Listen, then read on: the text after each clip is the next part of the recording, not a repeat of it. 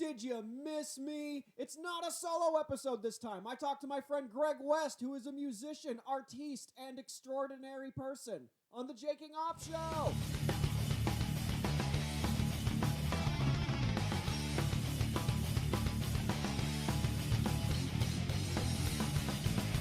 This is like a shock because I haven't seen you since the plague. Yeah, I know. Life is different. You know? Walk me through what happened up until now. Well, I quit my job because I didn't want it to give me the Ronus. So, but then got on unemployment anyway, so that was good through the good graces of the boss. And then fuck, man, it's kind of a big blur. Like March, remember in March when going to the grocery store, we thought we were in fucking World War II, like going to fucking Normandy. Everyone was far apart. I was here. I was in Oklahoma. Remember, I took a week off. You went to Oklahoma during that time? It started. I flew out Friday the 13th, and the gun laws are a little different, and so I go to the grocery store with my cousin, and she's strapped, and I'm like, we're just going to. So she can shoot the virus. Theoretically, I wanted the zombie apocalypse, but not everybody gets what they want. No, yes. This is a way boring one. Yeah, that was March for me. I mean, at least a zombie apocalypse would be more fun. I mean, so it's funny you bring up guns because, I don't know if it was March, but when the shit was hitting the fan, I don't come from the gun type of people and stuff. And we were talking about me and my sister, we were talking about getting guns back in March. Shit. At one point, but also in March was when shit was scary. So and that's when we wanted the gun. So I actually drove. I have a friend who's a gun guy, and he wrote down a few places. There's a place in Glendale that's a big gun store. So went down there with a mask on, and there was a fucking line out the door to buy guns in March, because I wasn't the only one that had the idea that hey, maybe this shit's really not going to go so well. At that time, we didn't know if food was going to stop coming, supply lines and shit were going to get disrupted. Everyone was just saying the worst possible scenarios. And, we felt like it was possible at that time. So it was well, shit, guns is a good thing to have in, end of the world scenario. Someone's coming to you to steal your food and not money. That's where you really need a gun, Yeah. At what point was your car broken into? Because you told me a while back your car got busted into. Oh, that was a really bad situation. That was in April. So after during quarantine, really shitty. The long story short, I had a spare key. It was in my roommate's car, and we parked behind each other. He left his car open. So some burglars came in. They checked to see if it's a common thing they do is just they're not breaking windows. They're just seeing if people fuck up and unlock your car or leave your car unlocked. So lesson to everybody, always lock your car. It's the easiest thing to do, and it's the first thing they're gonna check. And so my roommate didn't lock his car, so they got my spare key out of his car and made off with my car. Oh fuck! Yeah. Damn. Yeah. It was shitty. I had a pedal board in the trunk with my nicer my gig pedal board. So that's a bummer. That was a total loss. But the rest of it, I got insurance claim and there's a certain type of insurance you need. I can't remember which it was, but thank God I had that. I'm trying to think of what it's called. But anyway, so I got paid for the total loss of the vehicle, and they later found it. 2 weeks later, they found the car in Burbank, and 2 meth heads had been living in it. They were 21. A guy and a girl, skinny white kids with the girl had pink hair, and they were skinny as shit, and they were in the back of a cop car, and they basically just had them. They had a story. I know I said long story short, but this is a podcast. It's okay. It's a podcast. It's all. You don't get your car stolen by teenage meth heads very often. No, no way, no. So the cops, they once they catch the people, I guess I'm trying to think how they track me down. Oh, just through the license plate the VIN number or whatnot. Wow, So and that was through your apartment, which they must have like hopped a gate or something, right? they hopped the gate because there's a big gate. So they were hopping that, or just waiting for people to come in and sneak in, I guess. Right, yeah. I mean, there's you weren't doing much driving anyway.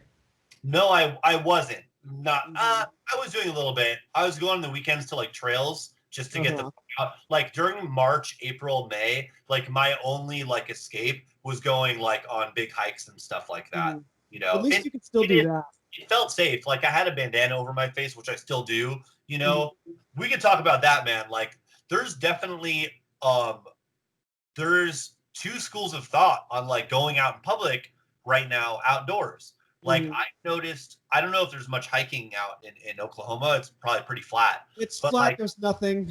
yeah, like you know, LA is like a big hiking like city. There's mountain ranges everywhere. Yeah. So, you know, I've been still doing that. And basically it's like 50-50. 50% of people, they've got the if it's a bandana or mask like on their chin, and when they come up near you to walk past you, I feel like it's a respect thing. You put it over your face as you Yeah. walk past people. Especially these trails are pretty narrow and you're breathing pretty heavily. You know, Yeah.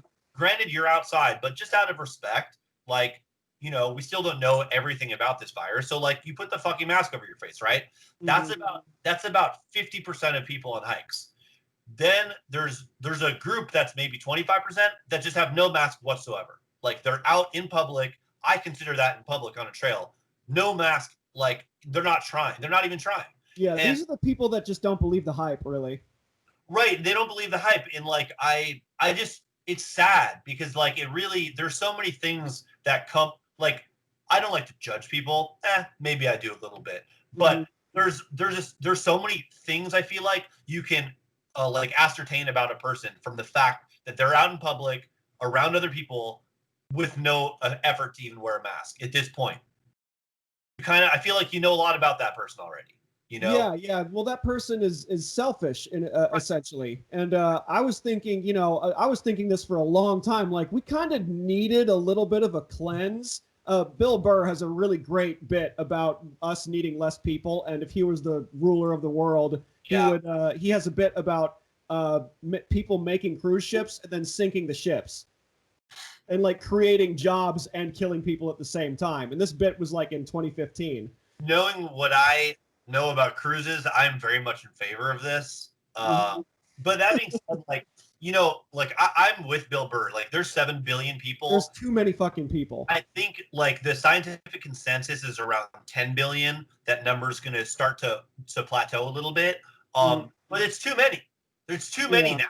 It's too many now. Like I'll yeah. tell you this. Like my quarantine girlfriend, no, actual girlfriend, she lives Mhm. downtown, and so I've been going like one of my escapes is like I drive downtown, and I've been doing that since like May, and there's been traffic on the 101 like this entire time. Like Oh yeah. and like even my point is even a global viral deadly pandemic cannot stop traffic in Los Angeles. You know Yeah, what I mean? there's still a lot of people. I mean, there's people that make deliveries and things like that. And it started picking up again in May because I didn't leave until Yeah. July. I I think stuck around, yeah. yeah. It was My getting pretty guess is intense. yeah. My guess is March, April, there probably was less traffic. I wouldn't know because I was one of those people that was generally just staying home, you Mhm. know. Um, so, but ever since like you said, May, like I mean, it's been like full force, like full traffic, and there's just too many fucking people here, man. There's too many people in all the big cities. They keep coming here, and there's just too many people in general. I'm like, I don't know how to select the people that should die. Mhm. Uh, you know, I'm not saying I want that job. It's not a good one, but I can tell you that if people want to fucking abort fucking babies and don't want more, like, how is that even a fucking issue? You know? Yeah, everything's pretty much everything else is off the table if the planet's fucked and if like we're fucked. Everything else that's on the debate table is like we live on this rock, right? And it's becoming way clear. I missed the wildfires, and this year was It the was most intense. it was horrible. Yeah, It how did it that was the go? it was the worst time to live here basically ever. Like it was basically a second quarantine. You Yeah. could not go outside for like 2 weeks because literally it smelled like a fucking bonfire everywhere. People who smoke cigarettes would save money by walking around outside and breathing was so bad. Sure, yeah. It was awful in the sky. Like, you know, it looks like the end of the world. You go out at like noon and like the sky is dark with smoke. Yeah, that's not good. That is dystopian hellscape shit. Yeah, I was going to rehearsals like 10 miles away. So on the freeway, we're talking like the greater Southern California area looked like this, like not just a small amount. And then you go up. I had a trip, like my first little trip that I was going to do was go to Yosemite, which I've never been there before. So I was really excited about it. And that was about 4 weeks ago. And they closed the entire park. Like we had to get refunded for the whole trip. Like it didn't go down. The air in Yosemite, like you couldn't even see like fucking Half Dome. I mean, it was like just so smoky out there and hazardous to breathe. So yeah, it's sad. Yeah, and now like, we're in October. What's that? We're in the fall now. Like, is it gonna go up or like what the fuck is as far as I know, the homeless encampments have gone up. I'm still doing a little bit of homework on my home. Because what's a little disheartening, and I don't mean to go a little like dark or negative, because we want to talk about your music and stuff like that. It's fine. We can whatever. We can do. But we need to get it out of our system. But some of my favorite comedians were talking. What's up? Maybe we should front load with positive stuff. Otherwise, we're going to lose everybody. Yeah, we don't want to lose everybody. No, because out of the darkness, out of the horrible shit that's going on, the potential collapse of society. We have your single that came out. That was honestly like, I don't listen to country. I don't. Right. It's not my angle. I don't do it. Yeah. But that song, honestly, I can tell you it's a break and it's road trip music. Yeah. Yeah. But that might increase my liking to it because of where I am now. Right. Sure. Yeah. Because I was listening to that song in open farmland. It's funny you say that. Like when I do trips, like out to more country areas, I definitely like curate my playlists to like Johnny Cash and Waylon Jennings and like, you know, Buck Owens. I like the old school country shit, like late 50s, like through the 70s. I don't do that new country shit, but I love country music, you know, like I do. And so it definitely like influenced what I do. Another thing that's funny is like, you and like maybe 5 other people have even referred to the fact that this song was country at all. A lot of people just think it's kind of like a pop ballad, you know? Pop ballad? Oh, I am reading country on that, dude. It's interesting. People are reading different things into it, but like all positive. So like, you know, I don't mind. And the guitars are definitely country. Like I played them, you know, and I do that stuff and I meant it. But I could have done the song different ways. And, you know, sometimes like stuff just starts to happen in the studio and that's how it popped out. But I'm super proud of it. I like the production. It's a fun song. I'm glad you like it. I like it too. And you fooled me. You fooled me because I was asking you over the phone like yesterday. You called it a lap steel guitar. Right. I totally thought it was one of those. I'm like, oh, he's got one of those in the studio or your room or wherever you're recording it. Yeah, there's some like Telecaster tricks you can do to just get a really nice clean amp and go on the bridge pickup. I don't know if this is too nerdy for your listeners, but like there's a whole school of thought around imitating pedal steel and lap steel on a regular Telecaster, you know, 6-string. So were you using what's that thing you put on your ring finger? It's like a steel bar that you put on your ring finger? Like a slide. Yeah, okay. So you were using that? No, I'm not using that. Ah.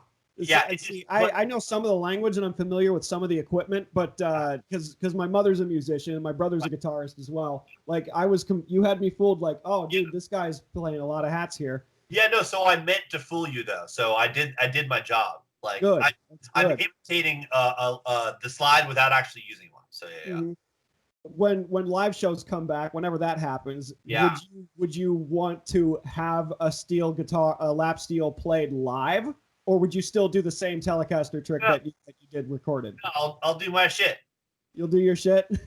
Yeah. Yeah, you need a band for that though, man, because you have another song where you have a piano part, and you would need, you know, you could still do the song, of course, but you would want like a full band, right? So I've got a 4-piece band. I mean, we haven't played in 8 months, but I have a band. You know, I think you came, you saw the band.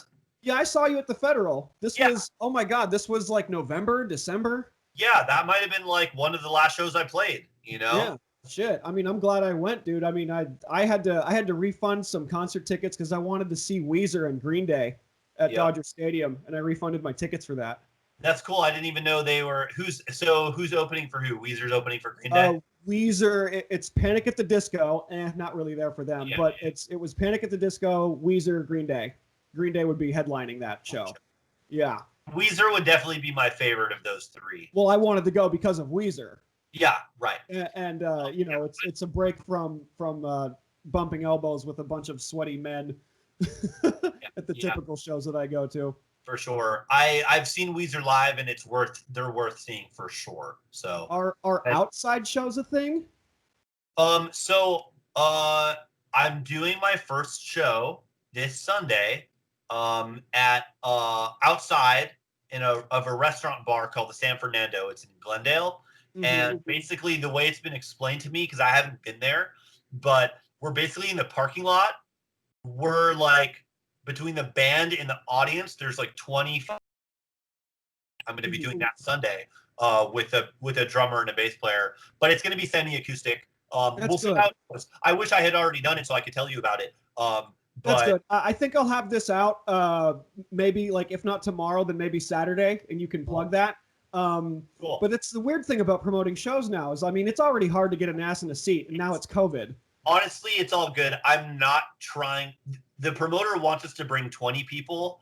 Like, I'm not really trying to bring a ton more than that, just because safety and shit, you know? And then once we do it, like, I'll see how it goes. I'll see how 20 feels. And if it feels safe to have more, then we'll try to promote it for more people. But this one, I'm not like announcing to the world, like, hey, come to this. And everyone I'm telling them like, hey, like, this is a safe thing. Like, if it wasn't explained to me like it's very, very safe, I wouldn't be doing it at all. You know? Yeah, and that seems to work. And California was still like kind of like last on the list. I mean, it's the entertainment capital of the world, LA specifically, and entertainment has been kind of left in the dust. And these outside shows have been possible to pull off, even at half capacity for months, and they're just not pulling the trigger on it. And that's part of the reason why I left.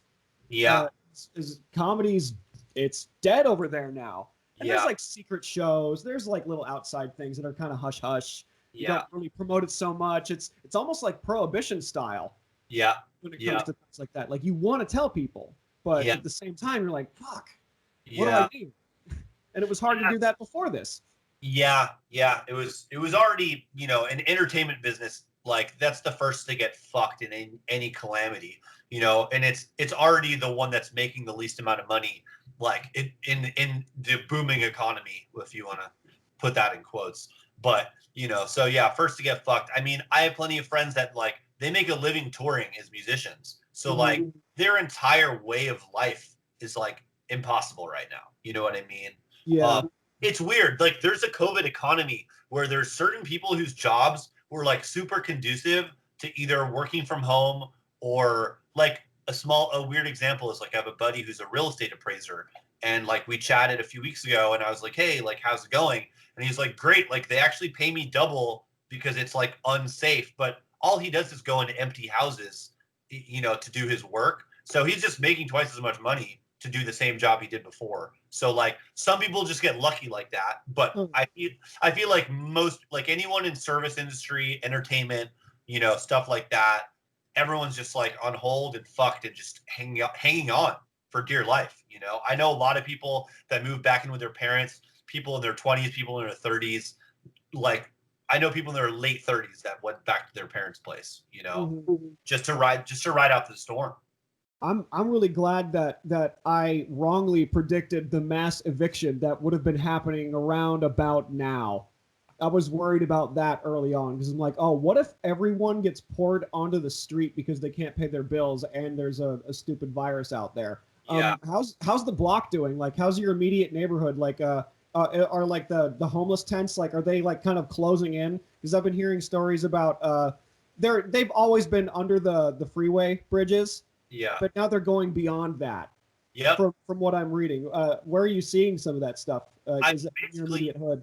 Yeah, every freeway underpass is like an encampment now. In the every single one. Fuck. like everyone that I've seen, I haven't seen every single one, but everyone you see is basically a full-on encampment. Like it's nuts. Like I'm on Coldwater. I mean, this is for locals in Sherman Oaks, but like it used to be for a while. It was just one side of that freeway had tents, Mm-hmm. but now it's both sides. They put a bathroom out there for them, which is good and everything, but it's also kind of like making it more permanent. Yeah, Whereas yeah. I feel like there's a much better solution than that, you know? Um, but yeah, and then like you said, the tents are coming out. Generally, they try to stay under the freeway, especially during the summer, because you can't be out in the sun. So that's why, that's where it is. But also the LA River, there's tons of tents over there where it's Oh like, God, I'm where sure. you, yeah, where you used to like, go walk your dog or whatever. It's just like homeless encampments, and like, some of them are like had a bad stretch of luck, lost their job.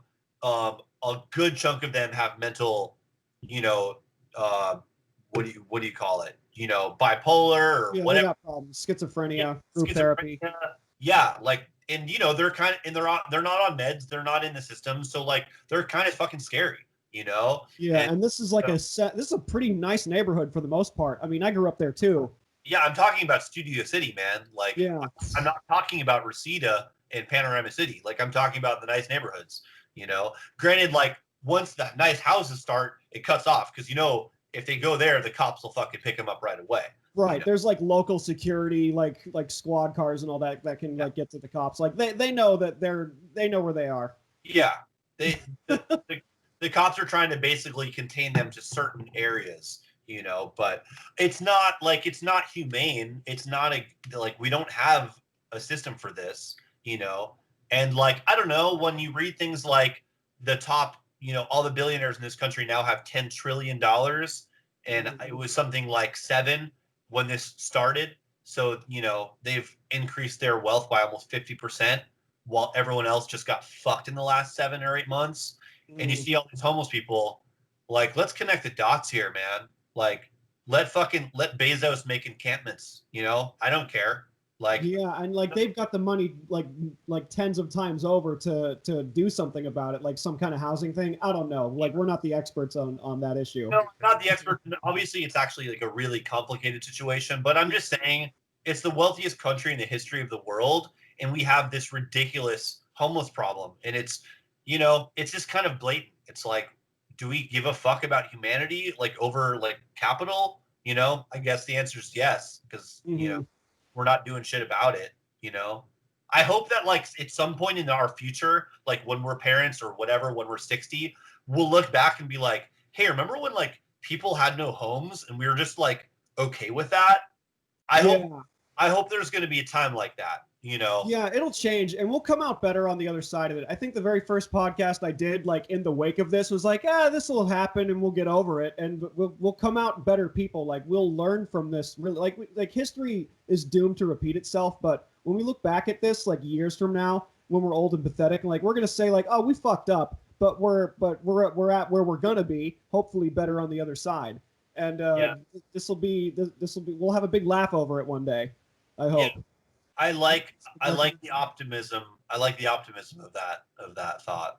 Yeah, and we need things like the arts and dance and painting and music and Yeah. entertainment, because like what we do is we want to provide at least a temporary escape Sure. to the world's bullshit. Sports does that, and we're like another. The reason why we want to entertain people and make people have a good time is to escape, and it's kind of difficult to escape. Like has this affected your writing in terms of like making more songs in the future? Like there's bands out there that are releasing albums during COVID, Right. and art imitates life. Yeah. A band Yeah. I listened to had a song called Memento Mori, which in Latin means "we all die," and it's just basically like, This whole thing has been really good for their creative process. They're really, they're yeah, channeling the sort of stuff that they know about. yeah, like But metal albums especially. yeah. But interestingly, to your point about like tough times, like actually like cultivating arts in a way. There was Willie Nelson, the famous Willie Nelson, has a saying about like during Republican 10 years as presidency, he's written his best songs. Oh, wow. Yeah, and he's like, he's like a pot smoking liberal, and like he just says like, that's when I'm pissed off, and that's when I write my best shit, Mhm. and I think there's something to be said for that. That being said, like, I don't want Trump to win. Yeah, it's an outlet. I think Willie Nelson wrote the song. If you don't, fuck, I don't know how. Vote him out was like the name of the verse. I think if you don't like who's in there, vote him out. I think is the line. And this was during the midterm elections, and he's like old guy, and I don't think he's gonna retire soon. I don't know what this guy's doing. He's at the end of the rope. I think he's one of those, you could call it semi-retired. Like Yeah, what it is that he does, like he can keep doing until he dies, because it's not much. It's not a he whole goes away and he comes back. Yeah, he's not doing extensive tours or anything, I don't think. I don't know. He's got it. He's set up. He's got a very cush life situation, so he can basically do whatever the fuck he wants. Yeah, he did say one of the funniest things I've ever heard Mhm. live on stage. I saw him at, I think it was the Greek Theater a few years ago, and he said, "Well, it's come the time I finally outlived my own dick." Oh my God.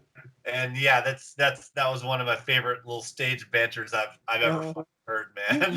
You have a couple of those. I remember the last show you did. It was like, in between songs, and there's like some dead air, and you can't help but like, okay, let's try a joke. Yeah, no, it's true. Like, I definitely, like, there was a part of me that like wanted to try comedy, because like I don't know if everyone thinks they're funny, but like you fancy yourself a little funny.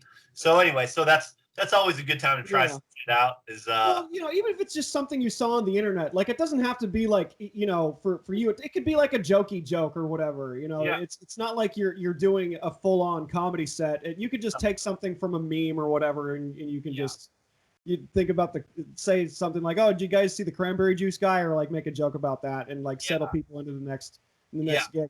Go ahead. Go ahead. Oh, sorry. There's bands like that do it great, and then I've seen people do it the very wrong way. The right way to do it with stage banter is to just it's organic. Like someone in the audience says something, and then like think like just like improv, like, and you could tell like when stuff's improv versus when it's worked out already. And the worst is when bands like have like prepared like hokey things they say or whatever. It's shtick, and it's so lame, But I remember another funny like random band banter. I saw Wilco one time. Even if you don't know who that is, it doesn't matter. Someone shouted out, "I love you." People do that all the time. Anyways, someone shouts out, "I love you," and the singer shouts back, "I hate you." And like basically everyone in that room laughed really hard except for the person that said, "I love you." And that's what I liked about that. It was like he's making that joke at the expense of that person. And you know what? That's a fucking beautiful thing. Yeah, he only lost one person.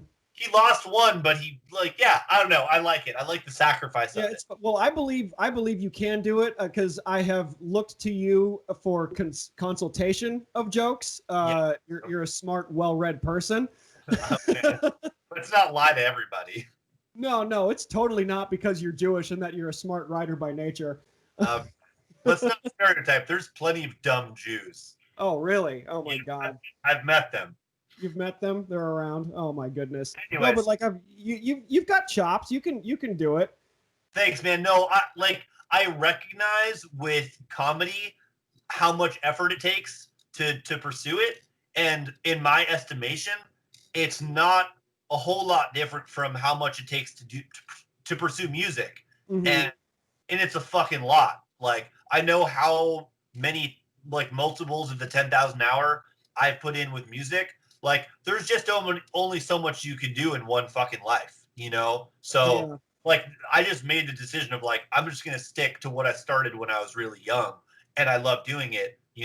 Like would it be fun? Like, but I know just like music, like comedy isn't easy. It's not like you just like make everybody laugh all the time and it's great. Like you work at the craft, you write, like sometimes it's bad, sometimes it's good, and you have to grind through. And like, one grind is enough for me. That's the way I think about it,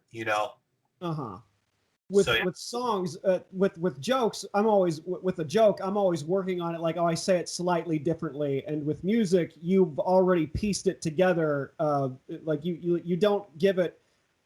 Let me put it this way: you don't put the demo tape out No. as the album, right? The Right. demo tape is more like the test, but that's kept to yourself, and the hardcore fans can listen to the demo tape of that if you release that version on like a CD or something like that. CD.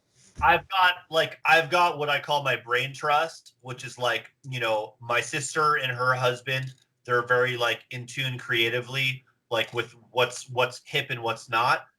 So I'll show them, I'll funnel my newer ideas through them, and through that figure out what's worth keeping and what's not. So, to your point, like, yeah, I'm not just showing like all of my ideas like to everybody, Yeah. obviously.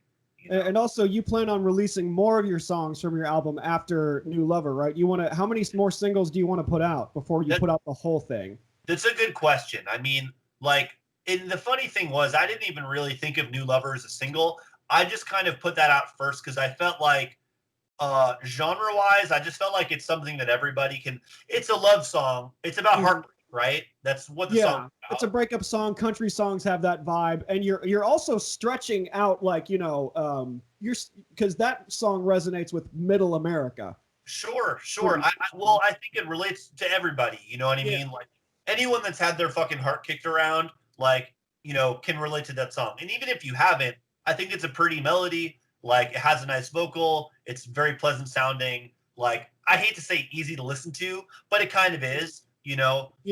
So that was kind of my thinking. Like, that song has a pretty wide appeal. It's calming. It's calming, and I got my license a little bit late. I got it today, in fact. I took the driver's test today. What does that have to do with it? No, I passed my driver's test, and I listened to New Lover on the way back home, and it just fits where I am because I'm looking at like fucking cornfields and open farmland. This is all hitting me right now because I've never seen you drive a car. You've never seen me drive a car, no. I have a 2007 Nissan. It's got a lot of miles on it, but if I treat her right, it can go another 100,000. Oh, that's great. So you have an Oklahoma license and not a California license. It's coming in the mail soon, yes. And so, but it will be an Oklahoma license. It's an Oklahoma license. That's fucking hilarious. So I listened to New Lover on the way back. And I took like the scenic route, and there's like farms and shit, and there's like nothing and pickup trucks and tractors, and I'm like, this song just fits where I'm at right now. I love that. Does it have a good stereo? It's not the best, but I don't want to break my speakers. So it's at like an easy listening level in terms of volume, but everything works. I'm just afraid that like if I kick up the bass too much, like I usually do, I'll destroy my car's speakers, and I'm already putting expenses in. Like my advice, and some people might hear this and think it's bullshit, but I think it's good to have make your stereo flat. Like, don't boost the treble, don't boost a shit ton of bass. Like, just go flat. That way you'll hear, when you go flat, you're hearing the way the people that mixed music, you're hearing the way they intended you to hear it. Like, fucking with your stereo, you're actually fucking with the mixes of stuff, Okay. So granted, some stereos may not be good, and therefore you feel like you need to boost the treble. So there's that. But the old school thinking is, like, if you want to hear a mix the way it was intended to be heard, you listen on like a flat setting. Yeah, I have different playlists. I have like the hardcore heavy hitting, like I can't drive the speed limit, this is we're going fast, to like, okay, we're gonna be in the same lane for like 30 miles. For sure. And it's very calming, and it's very nice. And the last podcast we had ages ago, if anybody wants to go back, we also talked about Space Girl. Are you gonna release that as a single, or is that gonna come out as like a whole other thing?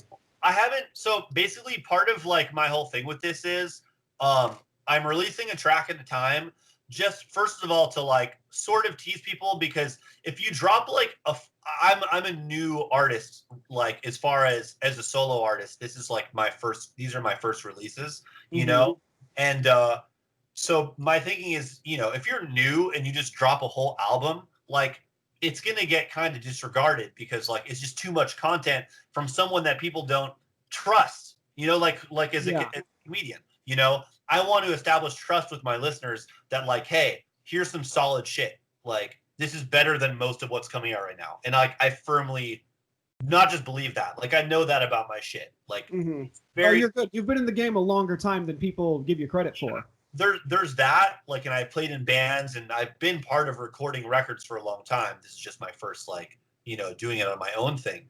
But the barrier for entry in music is so low because anyone, like I've got some pieces of gear right here. You can record albums now at home and anyone can do it, you know, for like you get a couple grand worth of gear, you can record an album. And it didn't used to be that way. It used to be like you had to actually be talented first for someone to even like give you the time of day to then record you, right? So basically, all that to say, tons of people release lots of fucking bad music all the time. Like this isn't, you know. So like I know when I send my shit to people, like at first they're probably going like, okay, like another person just recorded whatever, but it's like no, like I did this shit in a nice studio. Like I didn't spare any expense. I used a lot of my savings to do this with a really good producer, and like we made really good choices. Like I hired the top like badass drummer. Like dude plays with tons and tons of people. Like all the best people. That sounds like Trump now. The best people. Good God. But drummers are in like 8 different bands at once. Yeah. I mean, yeah, because like a good drummer is invaluable, you know. Yeah. But in any case, all that to say, like I believe firmly in my shit. I believe the cream, which is, you know, will rise, but there's so much more shit that you have to rise up out of. And like I'm working, like I'm hustling like a bunch of hours every day now, just like reaching out to all my contacts. And you know, it's been super encouraging because like, you know, not everyone responds right away. Everyone's doing their own stuff, but the people that have responded to me, I've just got like across the board really, really good, like organic, positive response.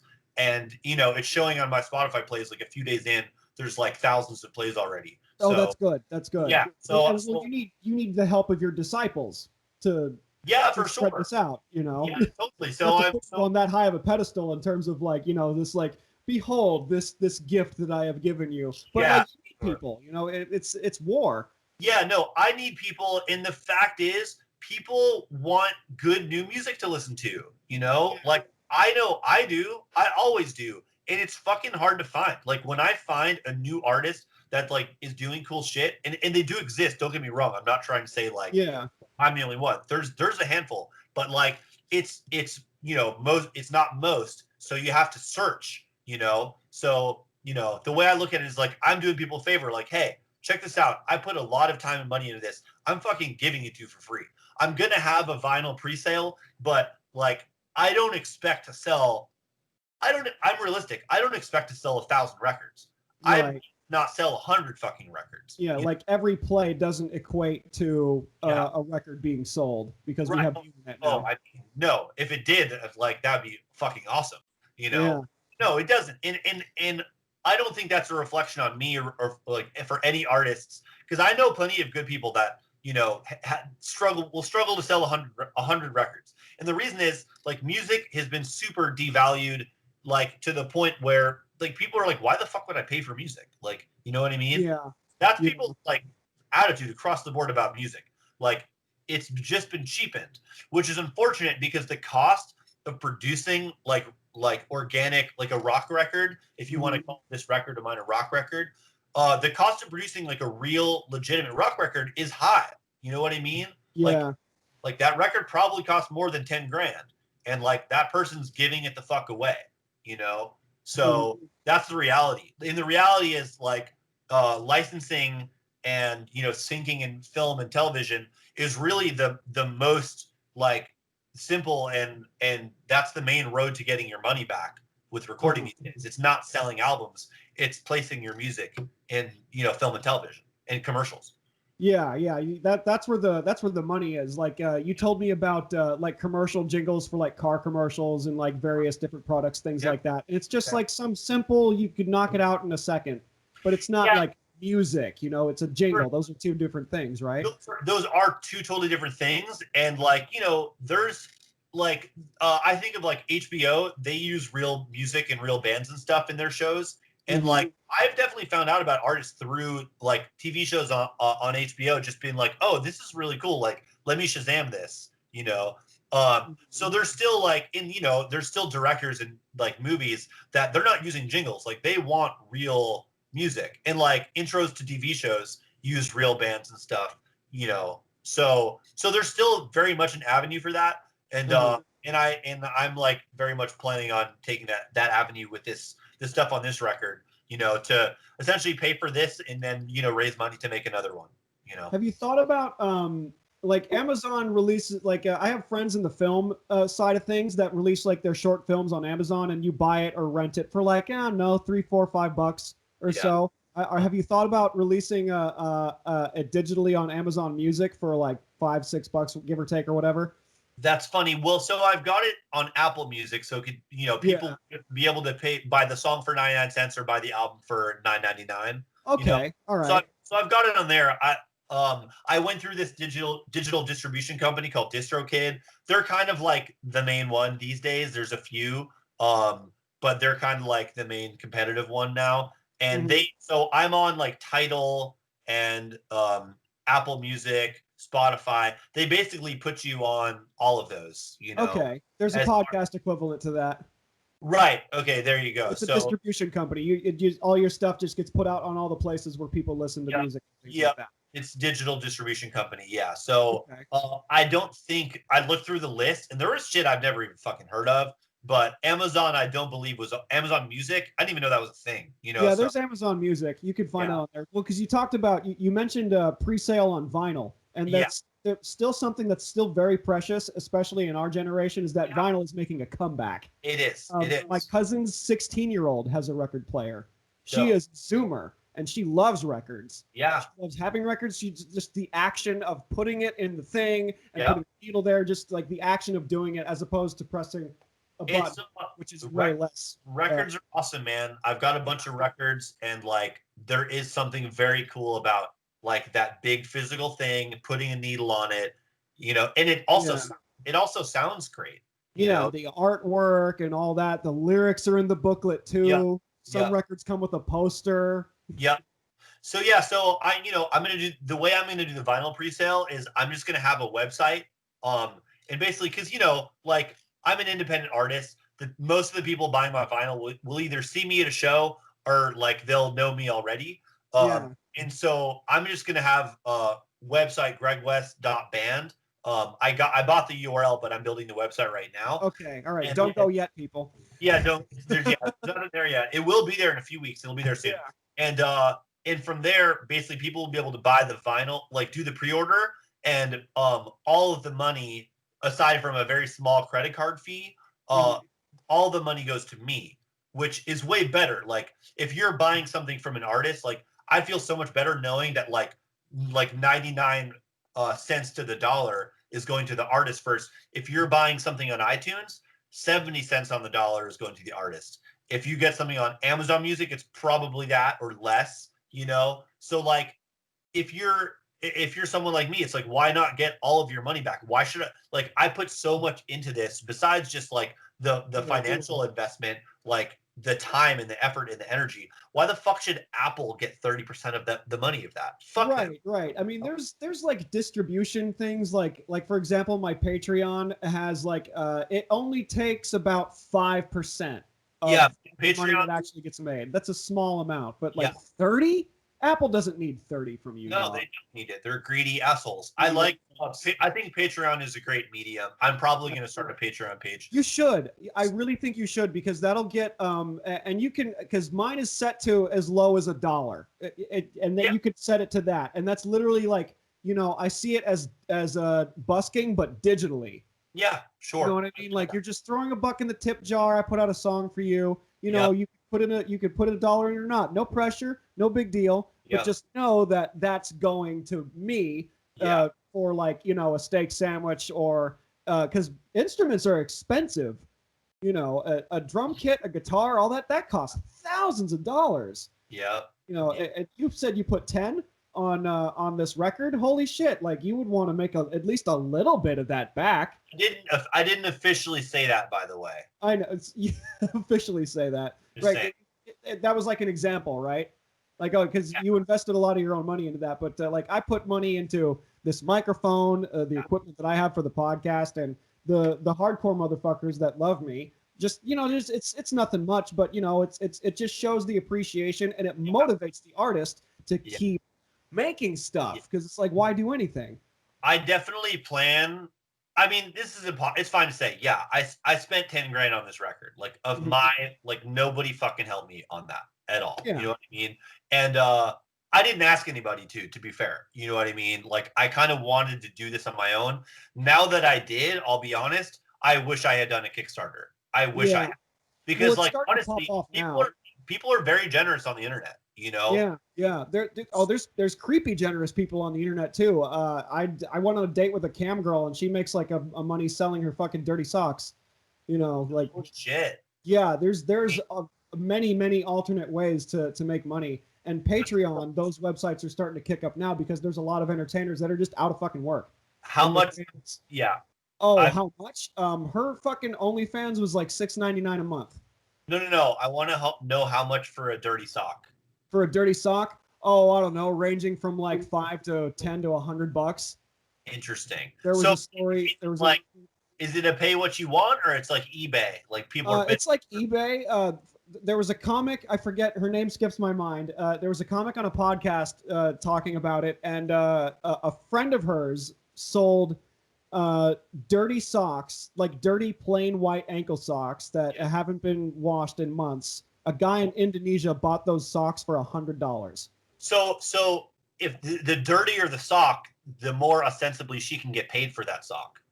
Yes, essentially, yeah. So my next question.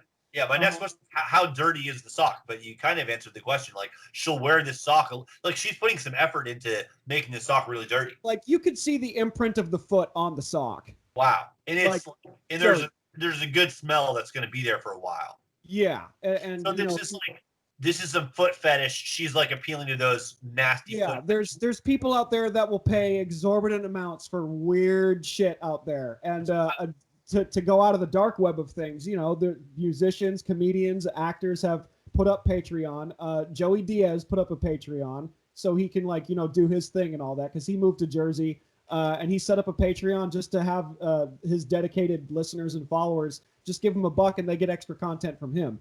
And that dollar adds up when you have a lot of people paying only a small amount. Yeah. And it's it can work. Yeah. You can make a living. You can do it. Right. Yeah. Like bonus tracks or something. Yeah, for sure. I mean, but Patreon is definitely at the top of my list. I also want to do some like YouTube guitar videos and stuff like that. So, I had a job and now I'm jobless again, so I've got some time to do some of these extracurriculars. Well, you were a guitar teacher too, right? Yeah, I know, but it's really like dried up tremendously because of coronavirus. So yeah, for sure. Yeah. So, but I'm doing lessons on the internet. Yeah, I know. I need to. Like I've never really done that. I've always done in person and just like adapted my lessons to whatever people want. So it's going to be a different thing for me, like making the lesson and then presenting it to everyone. But I got a little camera tripod stand, so I'm like ready to get it done, Because you can do that for people that are just generally learning guitar and, they're just experiencing it. And then they'll see you and they'll see, the views that it gets because people want to search how to play guitar. And they'll go through a long list of people. You might come up and then they'll discover your music. Yeah. It's just another avenue.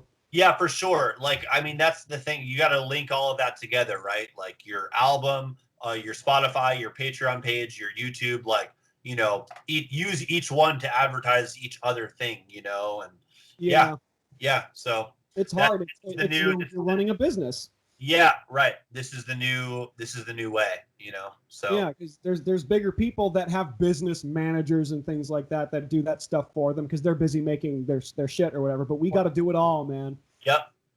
Got to do it all. Yeah. once you get to an elevated level where you can kind of like relax a little bit and eventually maybe put people on payroll, because like let's say you're this rock star and you're selling out arenas, you might need a guy to go run and get water for you, or a guitar tech, Get my water. You might have, oh dude, you want Stevie Ray Vaughan's guitar tech. Did you see that video where he where like a string broke or something, like many strings broke in the middle of the song? Yeah. And it was all timed out like perfectly. I can tell you, man, there is some really good text out there. I have a story. I used to play in that band Billy Boy and Poison, which people can look up if they want. It's really fun. And we played a show at Fuji Rock in Japan, and the guitar techs were like these Japanese dudes, and I didn't know them, but like we played around 6 p.m. in the sun setting. So like my tuner, this is an example of like the attention to detail. They put a piece of black duct tape on and then over my tuner so that I could see the digital readout of the tuner. So it was blocking the light from, you know what I mean? Yeah, without me asking, they did that. And I was like, that's fucking, that's amazing attention to detail. And then while we're playing, my strap comes off. So I'm like playing like this, and then my guitar's hanging like this, and I'm singing a backup vocal. And before I know it, there's a guy behind me, like putting the guitar back where it needs to be and duct taping the strap. While and like still playing the song. While I was playing, this fucking guy, this tech that didn't even work for us, he worked for the festival. But that's like that Japanese, they talk about German engineering. There's like Japanese like ingenuity. It's like a real thing. And it was very cool. Your back. What's that? They got your back, dude. Big time. They had our back. Yeah, it was a very like amazingly smoothly run festival, and it was very, very cool to experience that. Oh, when was that? That was in 2009. Oh shit, dude. Yeah. I would have been like 21 when that happened. Wow. Yeah. Oh man. I was a lucky little brat around that time. I'm very jealous. No, I'm envious. That's a more fair use of I'm very envious, because I've made more money by doing nothing, and I've always wanted to travel, but like we can't. Yeah. Oh, I mean, we're dirty. Yeah. I know. It sucks right now. People can't see their families and stuff. Like my girlfriend hasn't seen her family all year, and we probably won't like do that. My family's in New York mostly. I'm probably not going to see them till who knows when. Like, yeah, we could take a flight, but it's just there's too much risk. It's too like, much. I want to fly back and see my mom, but it's risky because it's around the holidays. People may or may not travel more. Yeah, I might just ride it out. And also, there might be an uptick around that time. Right. That's what the experts think there's going to be. Which would make sense. Like, there's usually an uptick in flu. Like, it's flu season.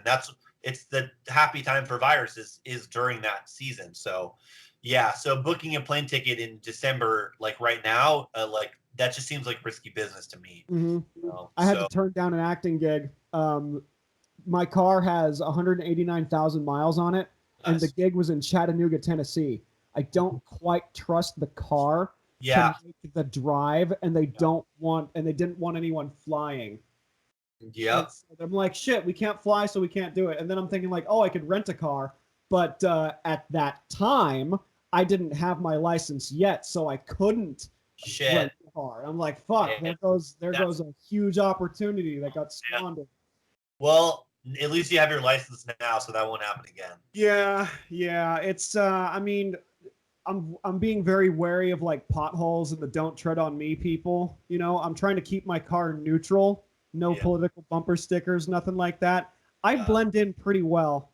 Yeah. And the car's like enough of a clunker where I don't think anyone's gonna steal it. Yeah. Like it's got minor issues. Is that "Don't Tread on Me" like the picture of that, like a snake? Something? It's the snake, yeah. It's the yellow flag with the snake on it. I went by a house that just had a big old flagpole with that on it. I'm sad I didn't get a picture, but I know where that house is. So I'll get a picture when I get it. I'll send it to you. But I'm like, this is America. Yeah. So you'll think this is funny. Shout out to my girlfriend. Her computer background screen is the flag with the snake but instead of "Don't tread on me," it says "Let me die at Hooters." And is the snake eating its own tail? I don't know. Is that what it is on there? I hope so, but the snake yeah. is not eating its own tail. But the joke is like, if a snake is eating its own tail, it's like dying of its own stupidity. Yeah, it should be. It should be. Yeah, it puts the mask on its face, or it gets the lockdown again. Yep. Anyway, are there more? Are there more like are the Trump people coming out in droves a little bit more in LA? Like I'm seeing some people like honking horns. There was a rally in like Woodland Hills of like a bunch of people in trucks, like supporting Trump and all that. I'm like, wait, this is the Valley, dude. Like, where are these people coming from? Well, Sylmar is not far, and they had a fucking like a Nazi rally with thousands of people. That's Shit. we're talking 30 minutes north of Sherman Oaks. You know what I mean? So like, yeah. LA is this like bubble and this like bastion of liberalism, but really like the outskirts of this shit is like all those fucking motherfuckers. So. Oh yeah, it's totally not what people think. Like my cousin's like, oh, you escaped a liberal dystopian hell. I'm like, not everybody's fucking liberal. You know, it's a mix of people, especially in the outskirts. Like you said, Sylmar, probably Victorville, maybe Porter Ranch, like those areas that are Porter like Ranch is a little more affluent, but it's definitely conservative for sure. Mm-hmm. But not as many white supremacists, I would venture to say, in Porter Ranch. And you said you got family in New York. How they doing? They all right? Yeah, they're good. They're all kind of like holed up and shit. But like, I think everyone takes the mask thing very seriously in New York City, especially. Oh, yeah. Like I've heard mixed things about New York State, but in the city it's very serious, and they've done a really good job at getting the numbers down over there. Like by the numbers, they're doing better than Los Angeles County.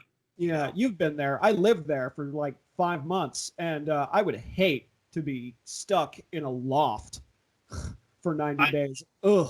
Forget a loft, dude. Like I hate to be stuck in like a 6x8 fucking apartment where your fridge. Fuck that noise. That's a nightmare. Your fridge and your toilet are in your fucking bedroom, you know? Yeah. At least there's no like, at least in LA, you can like starve and be warm and like cheat with roommates and stuff like that. But imagine like being stuck up with like a roommate in New York where it's just so like even more enclosed. Like, people are going to lose their minds. No, I mean, if I've learned anything from this, like not every man's quarantine is equal, you know? Oh, yeah. I mean, I escaped a closet, a clothes hoarder, that situation for 4 years. That was like the straw that broke the camel's back. I'm like, oh, I'm stuck here. Right. So time to fucking leave, dude. So did it take for like the coronavirus starting for you to be like, okay, it's time for me to get the fuck out of this place? Well, I planned on getting out of there before then. The coronavirus money like made the process speed up because again, we got a good chunk of recovery time, and I talked to her and I talked to my landlord. He's like, hey, look, I really want to get out of here by like July, maybe August. Yeah. And I talked to him like we cut my rent in half. I'm like, okay, because I want to give them something too. Yeah. Because we don't know where this is going to go. I gave the landlord half of what I was usually giving her, and she let that go. And then I packed my bags and I left. And I thought my unemployment would stop when I changed residency. Dude, it's still coming in for me. Oh, yeah, for sure. It should. I didn't think I would continue because there was the lost wages thing, and there's still there was an emergency extension for the next 13 weeks, I believe, where I'm still going to get unemployment insurance through to December. And it's cheaper out here. So I'm breaking even on bills, and my rent's covered till January. Right. So I made the smartest move I could possibly make and just get out. Yeah, for sure. I'll come back. Yeah. For me, like when it was the 600 a week, that was like good. But since that ran out, I mean, like for me, it's like, I had a job with Kiefer Sutherland, and I no longer am under his employ. So, come November 1st, it's back to the drawing board for me, but it's all good. I'll figure something out. I've become more like fiscally conservative since this started because I've never made this much money before. Like I've always kind of lived on the edge. Like Right. when the extra money was coming in, Spend. were you like, did you buy more stuff, or did you like stockpile? Because we didn't know what the fuck. We still don't know what the hell is going to happen. But So what are you doing? so I lost some money playing the stock market in like April. I'm I scared of the thought, stock market. what's that? I'm scared of the stock market. Yeah, no, you should be, because Mhm. it's a zero sum game, and it's a losing game unless you're like, kind of an insider or you get lucky. It very Mhm. much is like gambling at this point, you know. Basically what happened with me was, I don't know if people are going to find this interesting, but like, in April when the sky was falling, like I Mhm. was like, fuck this, everything's falling apart. So like short the stock market, right? Like Yeah. bet on everything going down. That was what I did.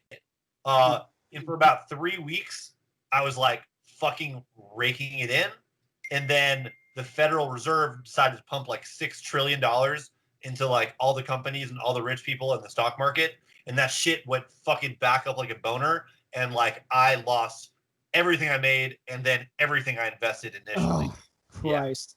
Oh, basically, God. I don't know if it's appropriate, but like I basically turned 6 grand into like almost 20 grand, and then turned that into zero.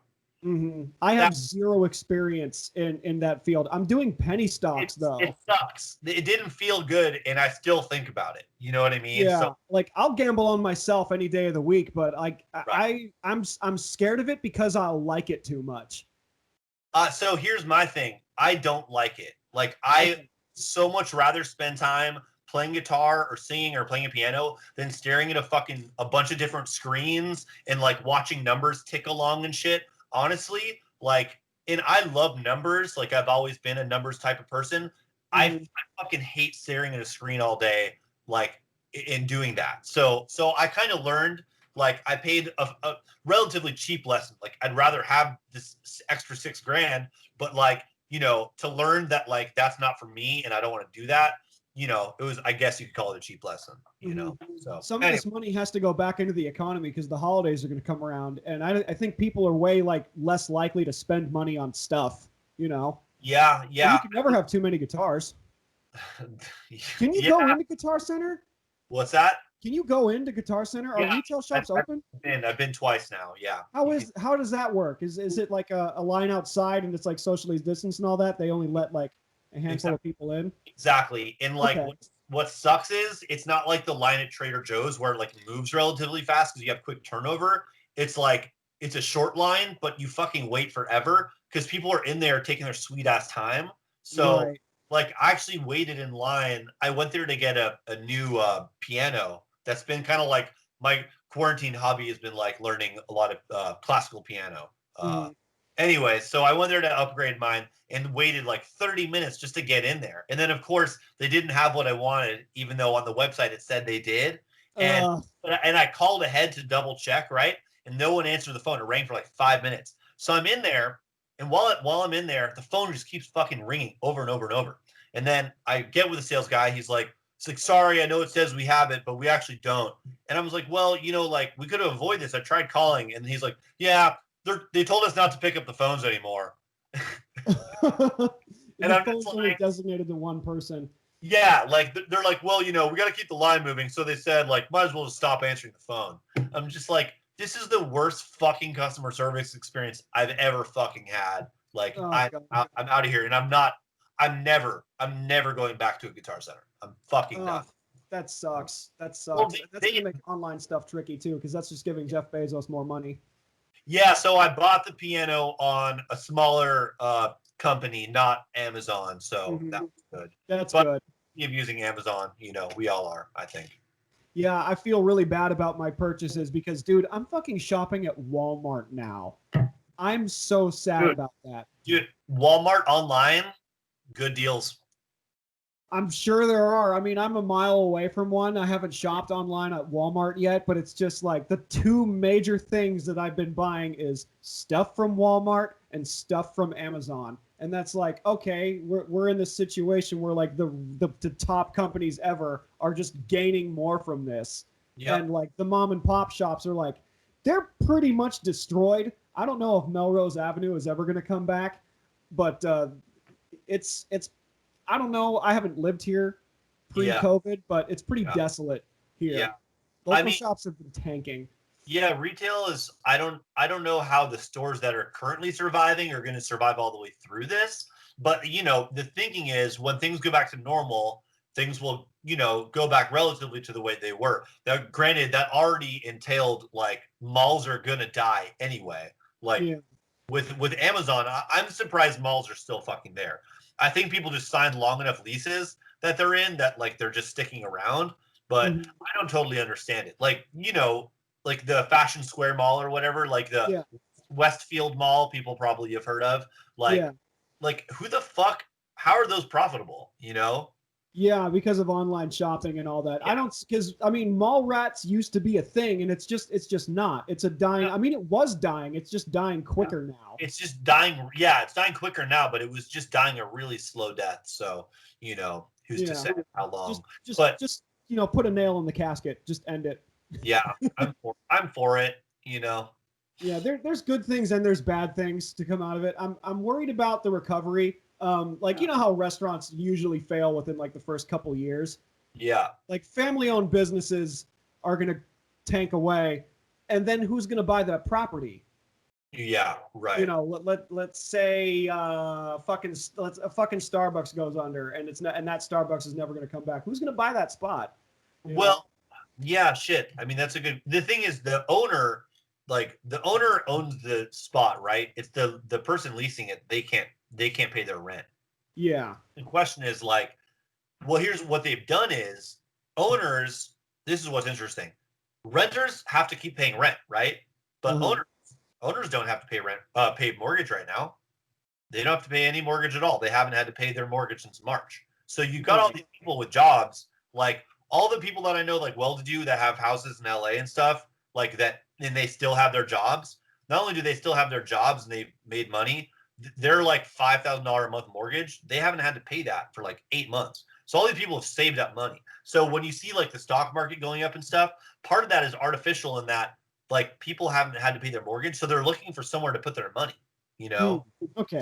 So that's been happening. So is the hammer going to come down and they're going to have to owe it back? Yeah, but it's gonna basically what they're doing is they're just pushing it later and not having interest, which is hilarious because my student loans still have their fucking interest, you know? So like, you know, fuck renters, fuck kids with high interest student loans that can barely afford to pay them back in the first place. But oh yeah, homeowners, you guys are cool. Like no interest and you're good for until we say so. So it's just another like, you know, crony capitalism just continually fucking everyone that doesn't already have like, you know, have the good shit, have the money, and have the good job. You know? Have you made plans until after the election, or are we just going to await for whichever way the pendulum swings? Like society may or may not collapse. Like we're like at 8 right now, and it's just. Yeah, no, I'm prepared for. I have like friends with very different schools of thought on this, and like these are my friends. I do know some people that are voting for Trump. Unfortunately. And you know, nothing they've ever said has ever made any sense. So I'll say that. And they're decent like people, and like I just think they're fucking like blindly ignorant. Like but like the bond of your friendship isn't gonna like break it, you know, like over political squabble. Like I have friends that vote for Trump and all that. Like we don't agree on anything, but like we're still friends, right? Know? But like, why can't we all just get along? Yeah, it does feel like willful ignorance whenever I hear them talk. Like, That all being said, like my liberal friends, I have some that are like, sure, Biden's going to win in a landslide. And then I have others that are like, sure, Trump is going to win in a landslide. And like, you know, the reality is no one fucking knows. Hillary had a lead, you know, on, you know, all the polling in 2016 and look what happened there. So I don't get why there's liberals that are overconfident saying, you know, well, the polling, Biden's doing great. Like, I don't give a fuck about the polling. The whole thing with Trump is people don't want to tell you they're voting for him. It's the secret vote, you know? This happens every year, every election year. You know, the other side's like, oh, the society's going to collapse and it's going to riot and all that. Like, it's probably not. Right. No, I mean, under Obama, gun sales fucking quadrupled because they all thought society was going to fucking collapse, or they thought Obama was going to take their guns away. Guess what? Mm-hmm. Neither of those things even came fucking close to happening. You know, do they look back and say, "Oh, we were wrong about that"? Of course not. Mm-hmm. They probably went and bought more guns. Yeah, it just shows us that like Americans will just get heated and emotional over something, and like we'll just start deleting people. And I like to stay neutral sometimes, because I don't want to lose any audience per se. But like it's just so hard. It's just so hard not to talk about or put it in your art or put it in your music. Like that Willie Nelson song, "Vote 'Em Out." That song is now like going to stand the test of time. I hate political music. You do? Oh yeah. But you like Bob Dylan. Well, he wasn't political per se. No, he was. You got me there. You got me there. Yeah. But like his songs were more like about corruption in general. It wasn't like red team, blue team. It wasn't. Yeah. That's why Dylan was cool. He did it the right way. Yeah. I don't want to hear you talk about liberalism or conservatism in your fucking songs. Fuck that. Like fuck Hank Williams II and like, for doing it on that side, and fuck anybody else that does it on the other side. Like they can all go fuck themselves. 100%. You just want to make the good stuff and make people have a good time. Like here, I'll explain it like this. Yes, but it's like you said, what we do is an escape for people, right? Yeah. So bringing them back to the shitty thing, that's the opposite of what I'm trying to do, Right. Like, because when I think about politics, the one thing I know for sure is I get upset, and it doesn't feel good to think about. Like, I'm going to be very relieved. Well, probably not, because if Trump wins, no one's going to shut the fuck up about that either. Yeah, the entertainers will just more jokes for 4 more years. It's a never-ending fucking like cycle of shit. You know what I mean? Like, and yeah, I'm just tired of hearing Trump and his fucking narcissism, and he's just a fucking asshole. And like, and the fact that people see an asshole and they're like, I want to be like that. Right. That's the part that disappoints me. But honestly, it's part of a bigger thing of like what America has become about. It's become about having fuck you money and telling people fuck you, and people value. That's the American values of today, and that's the part that makes me sad, because the real American values is not Trump at all.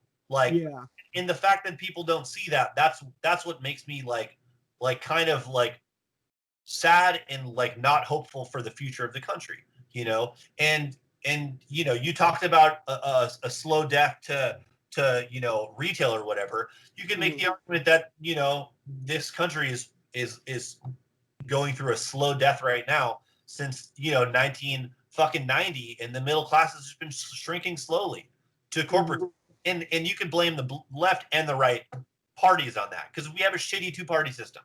You know what I mean? And yeah. Anyways, sorry to go down. It's okay. We love our soapboxes. Would you? I tried to put it on both parties, though. Yeah. Oh no, everybody gets made fun of equally. No one is safe. Yeah, for sure. I got canceled by someone because I joked about Kamala Harris in my VP debate rant, and they're like, "Oh, you made fun of Kamala Harris. We're not friends anymore." I'm like, "I made fun of Mike Pence too." Yeah. Both of those people deserve to be made fun of. They both. Yeah. Kamala Harris sucks, and so does Mike Pence. Like, if you think she's awesome, then you're fucking weird. I mean, and she was in the lower tiers when all of the Democrats were running. She was like down there, like not even double digits.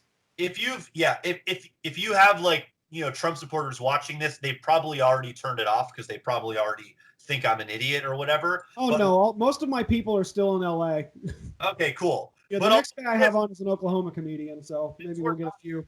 Look, we have like the election, like a historic election coming up soon, so I don't feel bad for talking about this stuff. I voted. I put my ballot in the box. Oh, you did it by mail? I'm gonna get mine soon. I did it I put it in the library, has a ballot box, an official one. I wanted to do that. I felt like it's safer than the mail, in any case, I voted for Joe Biden, and do I like Joe Biden? Fucking no. No, I don't like Joe Biden. I like fucking Bernie Sanders, okay? He's an actual liberal. Joe Biden is not. Joe Biden is a neoconservative. He's going to serve the corporations just like the Republicans do, you know? And it sucks. Like, but I'm still participating. You know what I mean? Well, I'm with you on that. I don't like either candidate by any stretch of the imagination, but you know, Bernie Sanders would then be on some lead some lead chairman for I don't know. I read about it. It was a blip on my radar, but he's going to be the lead chairman for like I think climate finance. I don't know. Don't quote me on it. Yeah. But you're not voting for Biden, really. You're voting for the cabinet. You know, you're voting for the people. I mean, President. I'm voting to have liberal Supreme Court justices, you know, appointed. That's what I'm voting. But I also think those people shouldn't have lifetime appointments. I think that needs to be looked at. You know, electoral college is garbage. Gerrymandering is garbage. Lobbying is garbage. I mean, like, Washington's a fucking corrupt disaster on both the left and the right. You know what I mean? So, you know, I don't have my solutions are things that would be considered extreme.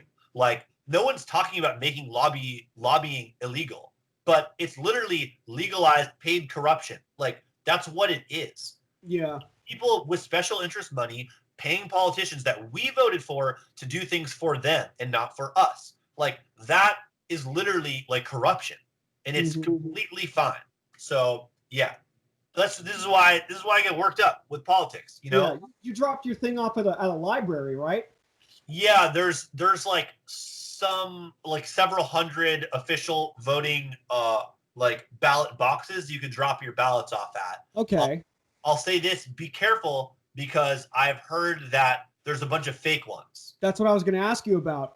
I haven't really been out much here. I read about that story that people are voting really early, and they're like they're being called bait boxes now, because like some of them are fake, and like some people are new at voting in general. So like, look, I'd never used a ballot box before, but use your judgment. Like, if there's two of them, one of them's probably fake.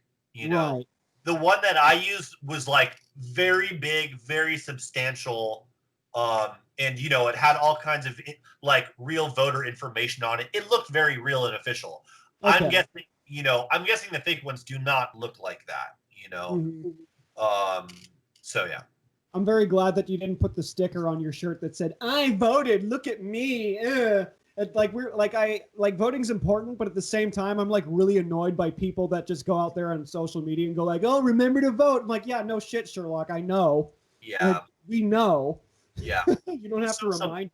Social media sucks. I grouped all my apps into a your little different folders or whatever. And I have one called bullshit, and that's where Instagram is.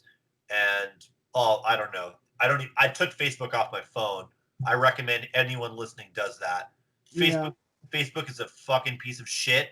All they're doing is mining your fucking data, and all you're doing is wasting your fucking time on there. So there's something I don't know if you know, but there's something that Andrew Yang is doing, and it hasn't been passed yet, but he's implementing a plan to have you get paid for data. Yeah. And he's doing. I think you have to go on. Look, you can look him up on the website. I forget what it's called exactly, but some states are doing it and some aren't, because I looked and that data collection is not happening in Oklahoma. So I applied and I got an email back saying, "Oh, we're not in your state yet, but when we do, we'll let you know," which means they're probably not coming anytime soon. It's a fucking fantastic idea. Yeah, because like with social media, we're the product. Yep. We're the thing. Like, you're using us, and as entertainers, that's us, dude. That's our soul. Like you got to promote stuff and put things out and let people know about things. And there's people that are going to click it, and you should get some advertising dollars for that. It's only fair. Yeah. Because people wouldn't be going on those sites in the first place. Yeah, totally. But beyond that, just the fact that they're taking your data and selling it for profit, and making billions off of that, it's totally wrong. And it shouldn't even be legal again. Like, it's something that they slid into the fucking terms of agreement that they know nobody's reading. So it was disingenuous from the get-go. Yeah, like in the old school way of advertising, you had to go print out a poster for your band's show at the Whiskey or whatever, and you had to put it on a bunch of telephone poles, and it's like 5 cents of paper. Added up, you're spending $10 on advertising, whereas you could get a night, nothing big. You could get a $10 check in the mail from Facebook, like, hey, here's $10. Yeah, I'll take it. Give it to me. It's pocket change, but hey, look, these guys are fucking billionaires. And they're using our shit, dude. And it's really like collapsed my thinking on that because like we have to use social media. And I saw The Social Dilemma on Netflix, and now I'm caught in an existential crisis. Interesting. I don't want to do it now. It's called The Social Dilemma. Yeah, it's basically about what data mining and people getting addicted to pressing the like button. You get that little serotonin hit. Like you felt good that people gave you positive response for your music. That's a good feeling. Right. And sometimes, go ahead.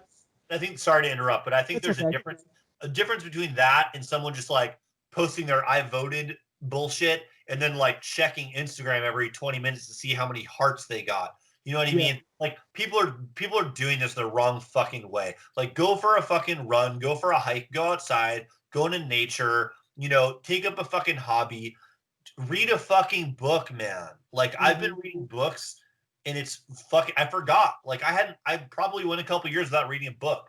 I've, probably read like 8 or 9 books in the last few months.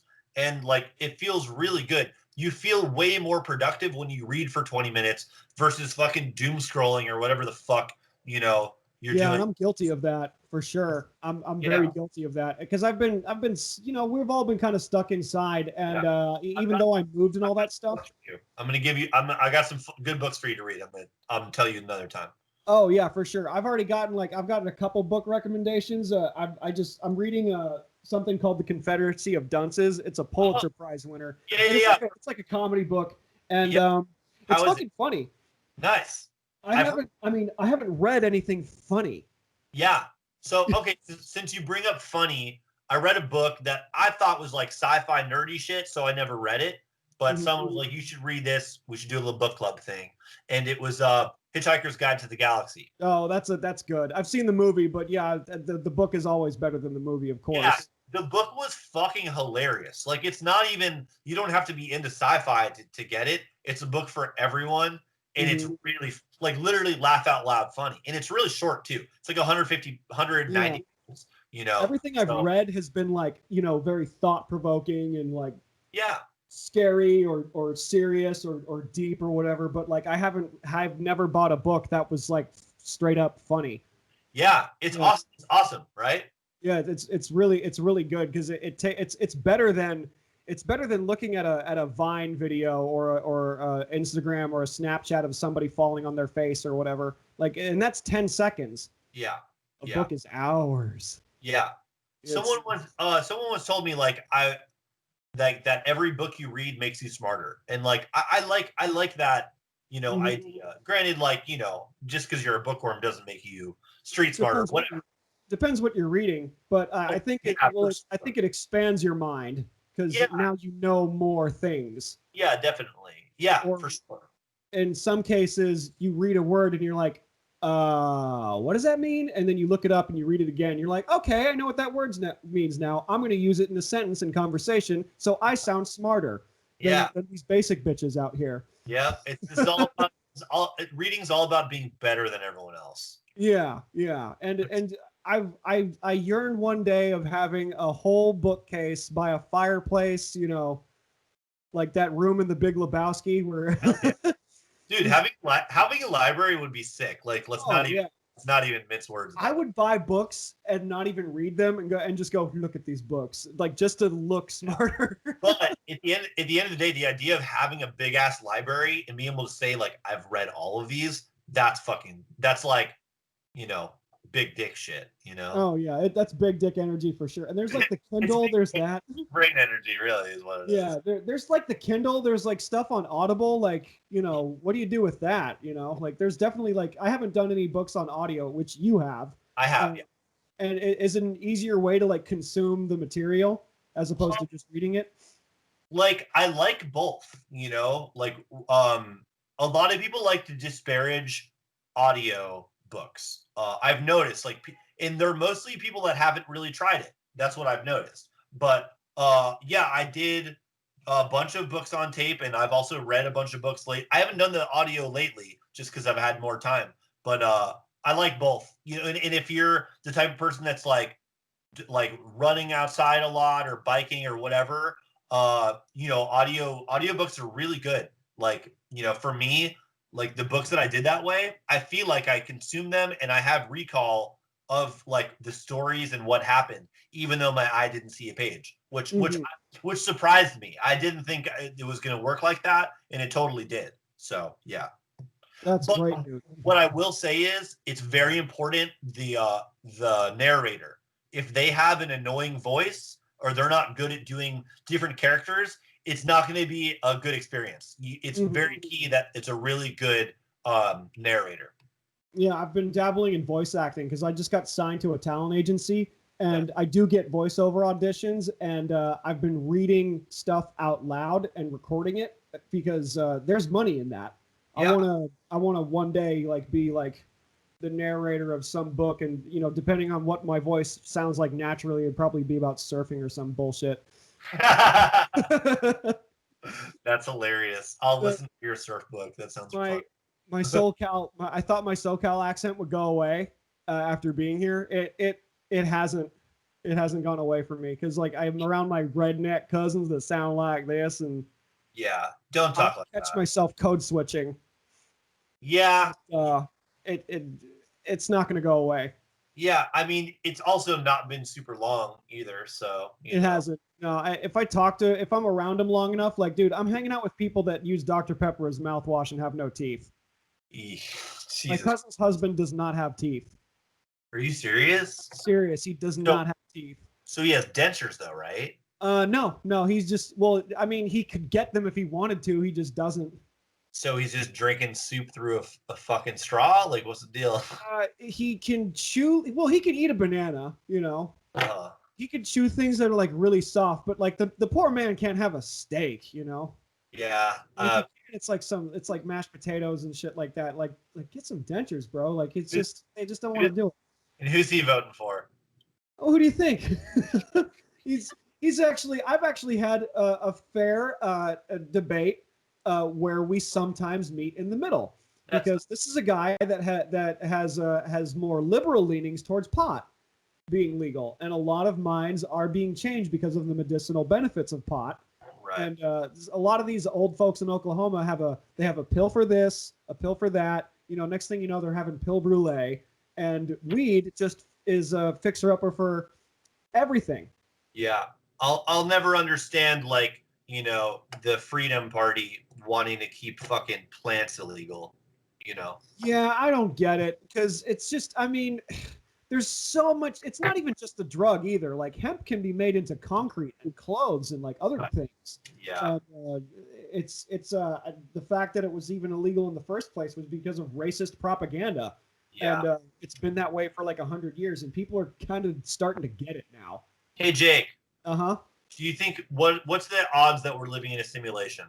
What's your odds? That I really want to say like 60-40, because I've had some very vivid dreams where I recall them vividly, and I wake up in my bed and I'm like, oh, I'm not there anymore. Interesting. Like, not a simulation, but like more along the lines of an alternate reality. Like, I've been learning not to eat before I go to bed, because my body is more focused on digestion rather than just falling the fuck asleep, and you produce more DMT naturally by sleeping on an empty stomach, because that's one less thing that your body is doing. Okay. And my dreams have been way more vivid. And so this is you're just like DMT tripping your way through sleep right now. In a way, yeah. Because I've been thinking of, because I have gut problems, and a lot of that has to do with stress, and that stress has greatly diminished because now I live in a clean apartment. And it's not like, messy mind, messy place, Yeah. And I've been way more mindful about my health, and it's been making the quality of my dreams like very, like, I really thought I was there. There was a crazy one that I was on stage with Bill Burr at a show, and Bill Burr and I were both getting our dicks sucked by strangers in the green room. I don't know. It was vivid. I saw Bill Burr's dick and balls in the dream. And I think that's what they look like. And I don't know, dude. It's a question, but it's not off the table, man. I think we're on the wrong side of the someone's fucking with the Matrix, dude. Yeah. I haven't seen any pigeons. Pigeons? Have you seen birds? I haven't seen birds. What do you mean? I'm seeing less birds since the pandemic started. I mean, yeah, we've been indoors most of the time, but it was a joke I saw on the internet. That's what the thought came from. But I've seen way less birds. I don't know why that is. Probably because you're inside. Maybe, I don't know. But I think someone pressed the button where the government erased the birds and they're resetting them. Fuck, man, you're kind of fucking me up right now because I feel like I haven't seen a lot of birds either. You haven't? Well, I mean, granted, most of us have been inside most of the time. No, but I've been outside plenty and I haven't seen a lot of birds. Yeah, I've seen some hawks. I've seen hawks here too. Hawks are more common out here. Okay. I have not seen a single fucking pigeon since I moved here, and I don't know if that's a regional thing. Were there a lot of pigeons to begin with in LA and on the West Coast? Dude, there's pigeons everywhere. Pigeons are all over the place. That's why my grandpa used to call them the rats of the sky. Yeah, they're the rats of the sky. And the pigeons on the West Coast are more docile because the pigeons in New York are way more aggressive. Yeah. And I know that from experience because usually, like, when you're a little kid, you see a bunch of pigeons, you run through them. Yeah. And they kind of go away. In New York, they fucking come at you back, bro. Yeah. When I was a kid, I kicked a pigeon. It was. Oh, you asshole. Not my problem. I was like 5, and there was like a shitload of them that I just ran through, and I kicked my foot and I hit one of them. If that's not a punk song, I don't know what is. Kicked a pigeon. Kicking pigeons. Kicking pigeons. Yeah. Does that not sound like a punk band or a song? It does. It totally does. Your songs are so because you wanted your sound. You said to me that you don't think you've defined your sound yet, and you think that's going to change more, because every song's a little bit different, right? On the record. Yeah, I don't know. Because your sister jokingly says John Mayer.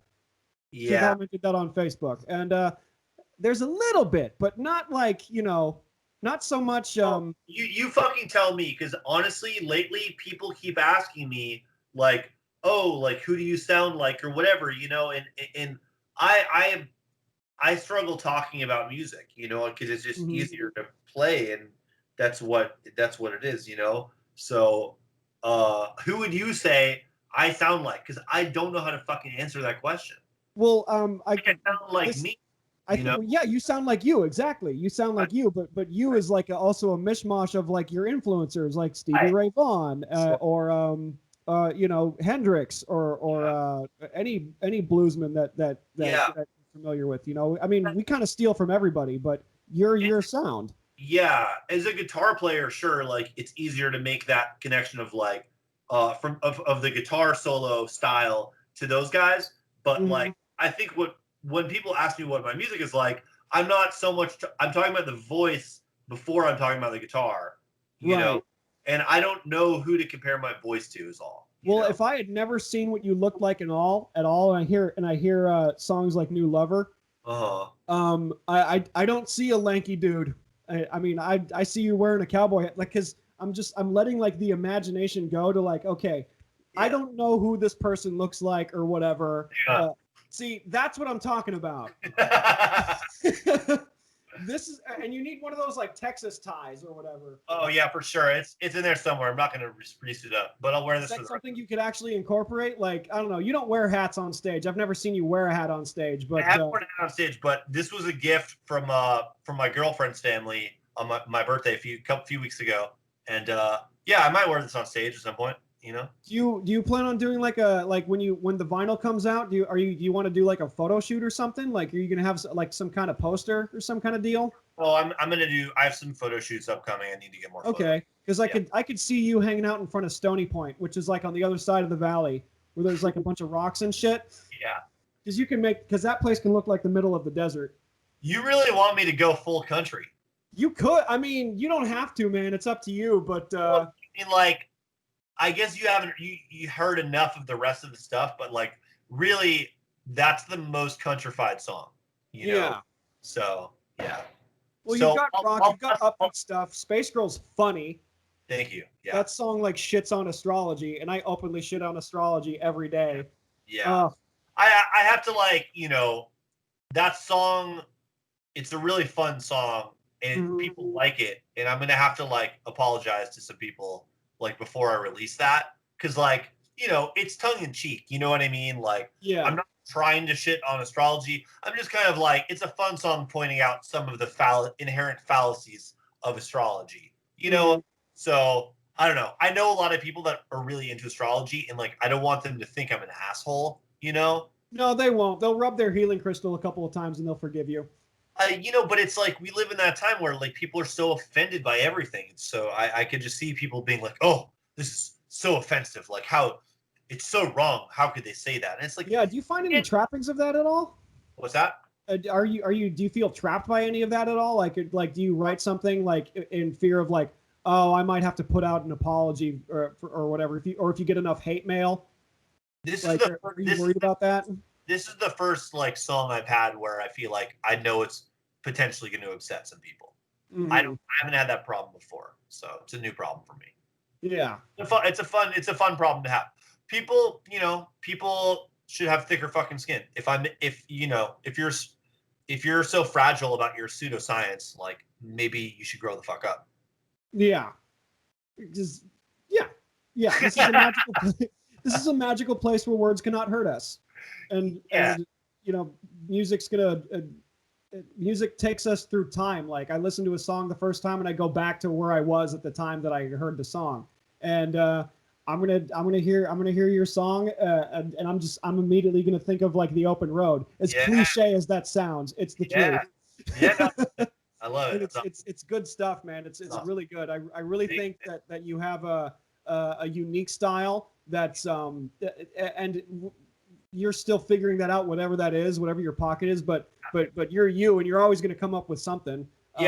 Because especially if you have a solidification of what your sound is, then guess what? You're stuck there, and then you're bored of it 10 years later. Yeah. And then you get like, you know, an established artist will make an album that sucks, and you go like, oh, that's just a different direction they wanted to take. Yeah, for sure. Sick of taking the same direction. That's part of the trappings of like finding a sound and then wanting to reinvent yourself. I mean, it's happened to lots of artists. Like Bob Dylan was a folk artist, and then once he went electric, like, it took a few years. People hated it, you know, and then of course we look back and think it was awesome. But at the time, like, he was getting booed, you know, for like a year on stage every time with the band, because they just wanted to hear him play acoustic folk songs, you know. And looking back, it's like the guy was an artist and he was trying to grow, you know, and try to branch out, and like, that's a good thing. Yeah. You know? So, but you're taking the smart move by staying malleable enough where like you don't have a fucking clear definition, and the definition is you. You sound like you, and the only thing that's really important is like having good songs, you know, like lyrics that aren't cheesy and like contrived, you know, and like good catchy melodies, you know. At the end of the day, like, the song is what's important, you know, and like the style and all those things, like, none of that's gonna matter so much if the song is good, you're good, you know. Like, you could do it in different styles, you could do it different ways.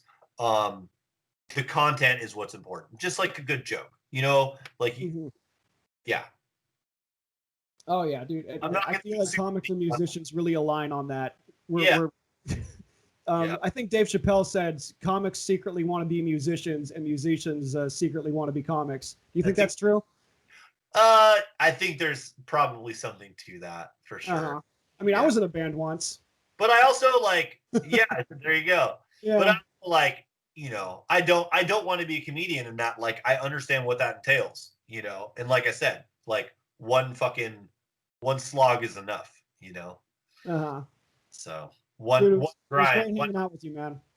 Yeah, it was great, man. I really enjoyed catching up. I've been wanting to do more podcast episodes in this style because of the Rona, but there's things like delays. There's like me having to leave and go take a shit. Yeah. Because I've been heckled by a poor internet connection before, and that can just like throw the whole thing off. Yeah, like, for sure. Like Zoom shows, for example, like they're a fucking nightmare, and I hate doing them. Like I'm gonna have a comedian in tomorrow, and that's gonna be the episode following you, where I'm basically gonna talk shit about comedy with a comedian, and that's what like and in person too. Yeah. Because the one that we had way long ago, even though it was just audio, that was like the best one. Yeah. And this one's definitely going to be a little different because of internet connections and all that stuff. Like we were like going over each other a little bit, but like that ain't nothing but a thing. For sure. Was the connection good enough like throughout? Yeah, it was great. It was great throughout, but it's just like I'm so hesitant to do Skype calls because I have a lot of people on my mind that I want to have on, but I don't because I don't want to ruin the quality of it. And I don't want my viewership to go in flux because I know a couple of famous people, and I want to interview those famous people. But at the same time, like, should I? Like, that episode will go up exponentially, but then the one after that will go way down. It's like, okay, you can't get like good analytics from that. Like, I didn't gain a bunch of followers. Interesting. You're gonna get some random views in Oklahoma, though. Yeah, that's great. Do we plug my Spotify enough? I didn't really. Yeah, let's cap on that. What's your Spotify? What's all that stuff? Tell the people. So just search Greg West on Spotify. You'll see this face holding a guitar, and click that motherfucker. If you like it, hit the heart button. Follow me on Spotify. Tell your friends. Add me to playlists. I appreciate it. Play the song, and I'm going to be dropping a song or two every couple of weeks. So once you follow me, you'll be able to, it'll automatically tell you when I'm dropping new material. And over the next, couple months, I'm going to be dropping the whole album. So. Oh yeah, because there's a couple of people already that really like it that have never heard you before. That's right. That's right. I checked my Spotify analytics, and there was some stuff in Oklahoma. So. That was probably me. Yeah. But I don't know. I get analytics back from California that are in like random places. I don't know. It's funky. But dude, it was nice having you on, and I want to help you grow, man. Yeah, likewise, man. Thanks for having me. Sure. All right. Take good care, brother. All right, you too. See ya. Ciao.